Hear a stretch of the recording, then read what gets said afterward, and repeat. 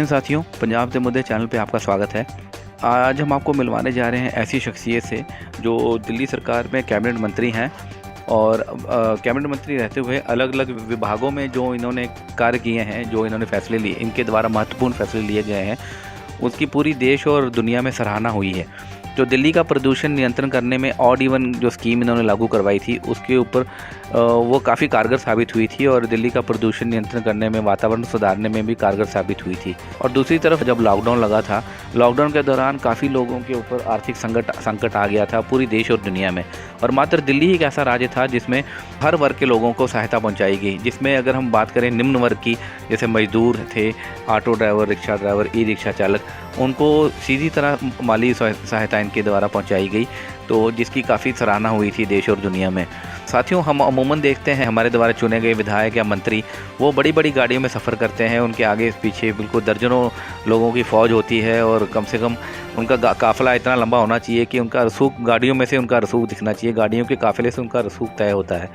तो ऐसे दौर में अगर हम बात करें, माननीय गोपाल राय जी बिल्कुल सादा और सरल जीवन जीते हैं और ये वीआईपी कल्चर से काफ़ी नफरत करते हैं, वीआईपी कल्चर के काफ़ी खिलाफ हैं।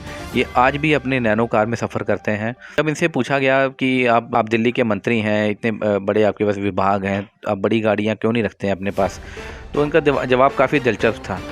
तो इन्होंने स्पष्ट जवाब में कहा कि हम ये गाड़ियाँ हम क्यों नहीं रखते, क्योंकि ये जो सरकारी खजाने का पैसा होता है, ये जनता की मेहनत की कमाई होती है, जनता की टैक्स की कमाई का पैसा होता है, और उन्हीं पैसों को अगर चुने हुए नेता जो हैं वो अपने ऐशो आराम के लिए अगर उपयोग करना चालू कर दें, तो वो उपयोग नहीं, वो दुरुपयोग हो जाएगा। तो आज हमारे समाज और देश को ऐसे नेताओं की ज़रूरत है जिनकी कहनी और कथनी में फ़र्क ना हो, जो जुमले देकर भागने वाले ना हों और वादे करके निभाने वाले हों। तो आइए हम बात करते हैं श्री गोपाल राय जी से।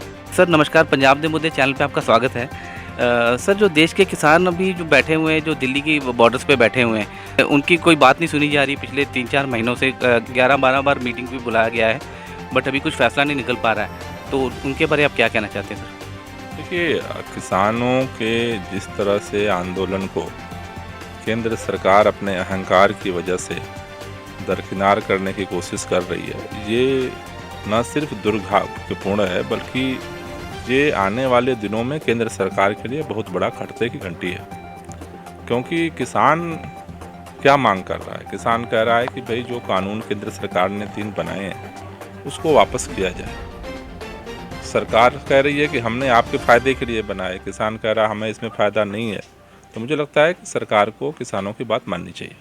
सर, एक और बात है, उनकी बात मानी नहीं जा रही, बट उल्टा उनको कभी आतंकवादी, कभी उपद्रवी, कभी ये कहा जा रहा है। पहले सिर्फ पंजाब के किसानों को खालिस्तानी कहा जाता था, अब तो पूरे देश के किसानों को ही आतंकवादी और माओवादी कहा जा रहा है। देखिए, मेरे ख्याल से अब सरकार ने सारे हथकंडे अपना लिए। सरकार ने उनको खालिस्तानी कहने की कोशिश की, फिर आतंकवादी, फिर विदेशी एजेंट। लेकिन आज सरकार पूरी तरह से उसको समझ में नहीं आ रहा है कि अब वो क्या करे, क्योंकि किसान सच्चे हैं, किसानों का आंदोलन सच्चा है। इसलिए झूठ के बिना पर सरकार कोशिश कर रही है, लेकिन उसे सफलता न मिली है और न मिलेगी। सर, एक और बात है, उनकी मेन जो मुख्य मांग उनकी है, जो ये बिल भी रद्द होने चाहिए और साथ में सारी फसलों पे एमएसपी भी लागू होनी चाहिए। तो एमएसपी के ऊपर आप क्या सोचते हैं सर, कि एमएसपी लागू होनी चाहिए?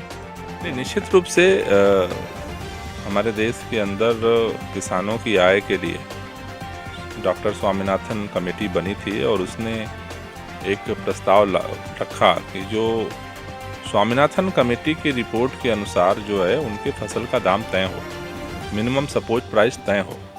और सरकारें बार बार वादा करती रही, ये सरकार ने भी वादा किया था, लेकिन अभी तक उसको गारंटी देने की तरफ नहीं बढ़ रही है। और मुझे लगता है कि वो तो देश हित में है, अगर किसानों की आय बढ़ेगी तो हमारे देश की अर्थव्यवस्था मजबूत होगी।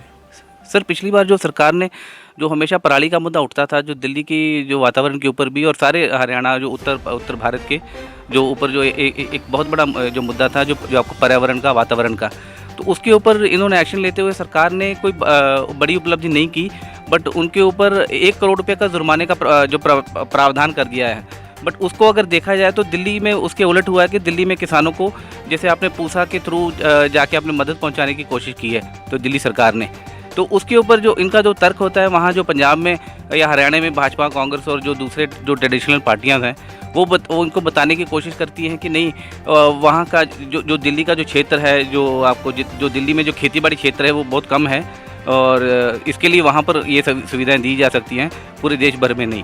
तो इसके ऊपर आप क्या कहना चाहते हैं? देखिए, निश्चित रूप से पर्यावरण एक बड़ा मुद्दा है, क्योंकि वो लोगों की ज़िंदगी से जुड़ा हुआ है। प्रदूषण जब बढ़ता है तो लोगों की ज़िंदगी पे खतरे होते हैं, खासतौर से जो नए नए बच्चे हैं, बूढ़े हैं। ऐसे में जो पराली की समस्या है, वो सरकार उसका समाधान निकालने की जगह जो किसानों को आरोपित और दंडित करने की प्रक्रिया की तरफ जा रही है, वो गलत है। दिल्ली के अंदर हमने जो प्रयोग किया, अभी केंद्र सरकार जो पराली को के लिए जो फंड दे रही है, उतने ही पैसे में बायो डीकम्पोजर का उपयोग करके सभी किसानों के खेत में छिड़काव किया जा सकता है, पराली को गलाया जा सकता है, उसको खाद बनाया जा सकता है और पराली के धुएं से बचा जा सकता है। इसके लिए अलग से फंड की ज़रूरत नहीं है। आज जितना केंद्र सरकार पैसा दे रही है, केवल एक सिस्टम को बनाने की ज़रूरत है। उसी पैसे में पूरे पंजाब के अंदर, हरियाणा के अंदर, यूपी के अंदर, राजस्थान के अंदर ये काम हो सकता है। इसके लिए अलग से बजट की ज़रूरत ही नहीं है। इसके जो इसका दोषी जो है सिर्फ किसानों को मढ़ा जा रहा है केंद्र सरकार द्वारा। आपसे मेरा एक और सवाल था सर कि किसानों को क्या कोऑपरेटिव सिस्टम अपनाना चाहिए सर ऐसे दौर में, जब पूंजीवादी कंपनियां जो हैं, जो पूंजीपति लोग हमारे देश पे हावी होते जा रहे हैं, जो कैपिटलिज्म जो है हर चीज़ को, अभी एग्रीकल्चर सेक्टर को भी ओवरपावर करने की कोशिश कर रहा है। तो कहीं ना कहीं जो काफ़ी बुद्धिजीवी लोग हैं, जो हमारा बुद्धिजीवी वर्ग है, उनकी ये सलाह है कि कोऑपरेटिव सिस्टम किसानों को अपनाना चाहिए, जैसे माइक्रो मार्केटिंग और सेल्स टेक्निक इनको अपनानी चाहिए अपनी। तो आप इससे सहमत हैं सर? मेरा कहना है कि जो भी अल्टरनेटिव मॉडल है, उसको किसानों के साथ चर्चा करनी चाहिए और जो किसानों के हित में है उसको लागू करना चाहिए।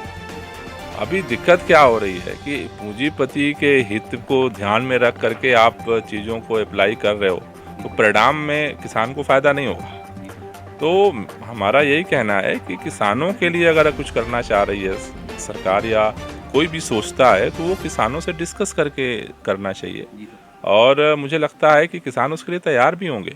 लेकिन बिना संवाद के और बिना किसी तरह के प्लानिंग के आप चीज़ों को करना चाहोगे, ज़बरदस्ती थोपना चाहोगे, मुझे लगता है उसका परिणाम अच्छा नहीं आएगा। सर, इससे महंगाई भी बहुत बढ़ रही है। जैसे इन्होंने ये कर दिया सर, एक जो बिल ला दिया है, जो भंडारण की छूट दे दी है, तो इससे आम लोगों को भी, जो किसान नहीं है, उनके ऊपर भी काफ़ी मार पड़ी है महंगाई की। नहीं, वो तो पड़ेगी। जब स्टोरेज होगा तो निश्चित रूप से जिसके पास पैसा ज़्यादा है, वो जब सस्ता रहेगा अनाज तो वो स्टोर कर लेगा और जब महंगा होगा तब मार्केट में लाएगा, तो कंज्यूमर को तो नुकसान होना ही होना है। महंगाई बढ़नी ही बढ़नी है निश्चित रूप से। बहुत बहुत धन्यवाद सर हमारे चैनल से बात करने के लिए।